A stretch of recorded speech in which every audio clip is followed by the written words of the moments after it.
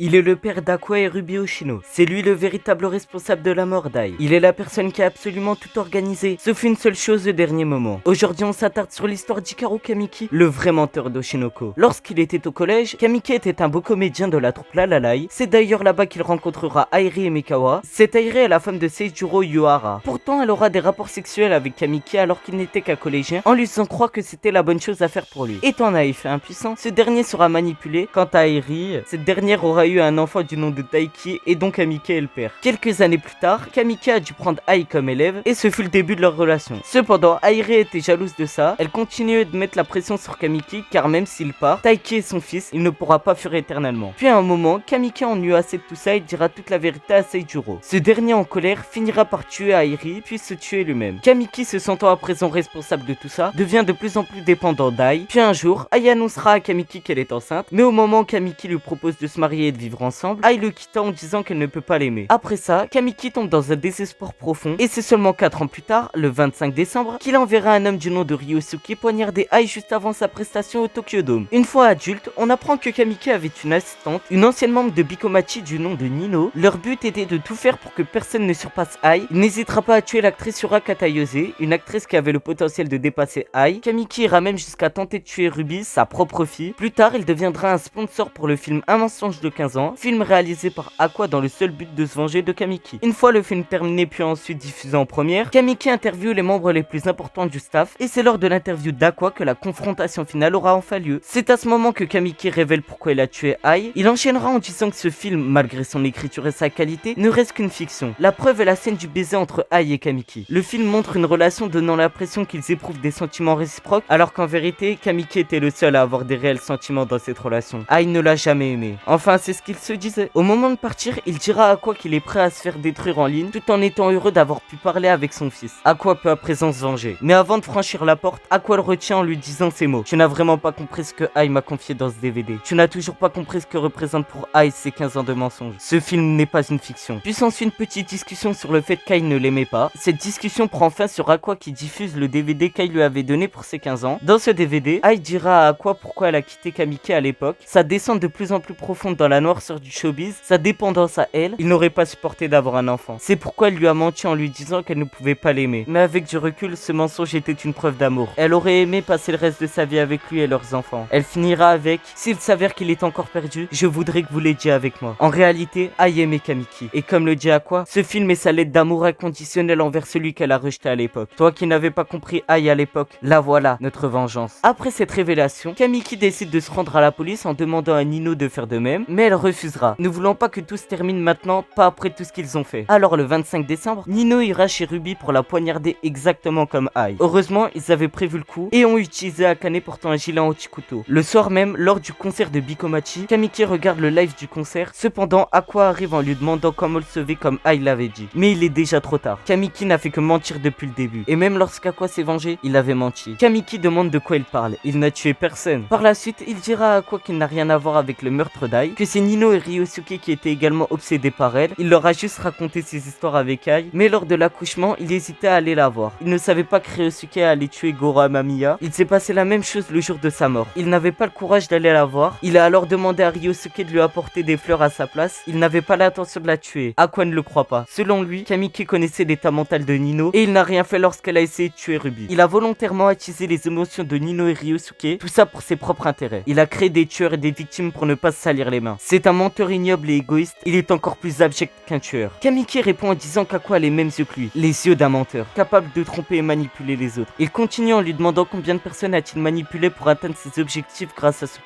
pouvoir qui influence la vie des autres. Aqua répliquera: c'est vrai, nous sommes des êtres ignobles, capables de manipuler les émotions des autres et de les tromper pour nos propres intérêts. Mais Ruby, elle est différente de nous. Même maintenant, Ruby chante l'amour, un chant d'amour qui peut sauver ceux qui y croient. Ses yeux ne sont pas là pour tromper les gens, ils sont même là pour quelqu'un qu'elle n'a jamais vu, pour quelqu'un qui se sent seul, pour celui qui cherche l'amour. Ses yeux existent pour le transmettre, pour exprimer le désir d'aimer quelqu'un. Ce sont des yeux remplis d'amour. Tu vas disparaître ici, pour l'avenir de Ruby. Mais Kamiki ne veut pas mourir maintenant. Il essaie de dissuader Aqua de le tuer, car s'il le tue, Ruby ne pourra plus atteindre le sommet en tant qu'idole étant la sœur d'un meurtrier. De plus, les médias comme les gens n'en ont que faire de la vérité. Il continuera en disant qu'il doit sûrement avoir des raisons de continuer à vivre, réaliser ses rêves, trouver l'amour, rendre toutes les faveurs que ses proches lui ont faites, voir Ruby accomplir son rêve. En effet, Aqua désire toutes ces choses, mais il est prêt à tout sacrifier pour protéger l'avenir de sa sœur. Et en ce qui concerne les médias, c'est simple. Il se poignarde pour faire croire à une altercation due à la rage de Kamiki suite à la sortie du film. Pour protéger Ruby, il faut simplement mentir aux médias. Et pour la fin de ce mensonge, Hikaru Kamiki et le scénariste Aqua Oshino finissent malencontreusement par tomber d'une falaise et meurent. Aqua saute donc de la falaise en emportant Kamiki avec lui. Une fois dans l'eau, Aqua tente d'étrangler Kamiki, mais il résiste. Ensuite, Kamiki étrangle à son tour Aqua. Cependant, il n'avait plus de force et les âmes de toutes les personnes qu'il a tuées l'emportent au fond de l'océan. Il dit alors: tu sais, je ne me sentais vivant qu'en ta présence, Ai. Mais avec les années, ton existence s'amenuisait peu à peu. Je voulais la ressentir une nouvelle fois, même si je devais porter sur mes épaules le poids de mes péchés à tout jamais. Dommage, en tuant Ruby, j'aurais pu te ressentir de nouveau. Suite à cela, Aqua meurt lui aussi après avoir compris le sens de sa réincarnation. Et c'est sur ça que se termine l'histoire d'Hikaru Kamiki. Pour moi, Hikaru Kamiki fait partie des meilleurs persos de Shinoko, et de loin. Il possède un passé intéressant, il est très intelligent, et toutes ses actions sont parfaitement préparées. Surtout quand il tue ses victimes. Ça, c'est une qualité que j'aime chez lui. Quand il s'agit de tuer quelqu'un, il ne laisse aucune trace, et il ne se salit quasiment jamais les mains. Bref, après la mort d'Ai, il ne rêvera que de pouvoir la ressentir une nouvelle fois. Un peu bizarre cette phrase d'ailleurs. Pour Kamiki, la seule chose pouvant lui faire ressentir Ai est de tuer la personne qui pourrait la surpasser. D'ailleurs, je ne l'ai pas dit pendant que je racontais son histoire, mais Kamiki ressent vraiment quelque chose lorsqu'il tue. Il dira même au cadavre de Yura Katayose: ah, cette vie qui fut vôtre, maintenant que je vous l'ai arrachée, je peux ressentir le poids de la mienne. Ce qui prouve qu'il aimait vraiment Ai, mais surtout que c'était un énorme psychopathe. Aussi, avec la vie qu'il a eue, il peut être étonnant qu'il dérape. Au collège, il s'est fait abuser par une femme mariée et a eu un gosse avec. Ensuite, il trouve l'amour, mais cette personne ne lui dit jamais qu'il l'aime, ce qui le pousse à croire que tout le monde n'est avec lui que pour sa beauté. Suite à cela, sa copine tombe enceinte et le quitte, ce qui le met en dépression, pour qu'au final, il manipule un fan et une amie de son ex, pour que le fan la tue et que son ami décide de l'aider après la mort d'Ai. 15 ans plus tard, il tue Yura, puis essaie de tuer Ruby, pour ensuite faire semblant d'avoir perdu face à Aqua, et au final se faire tuer par son propre fils, alors qu'il n'aurait jamais pensé qu'il puisse se tuer en l'emmenant avec lui. Mais même pour cette petite erreur, il reste un des persos le mieux écrit de l'œuvre. De plus, il est grave beau gosse. Sur ce, c'était Xirbot, à la prochaine pour une nouvelle vidéo.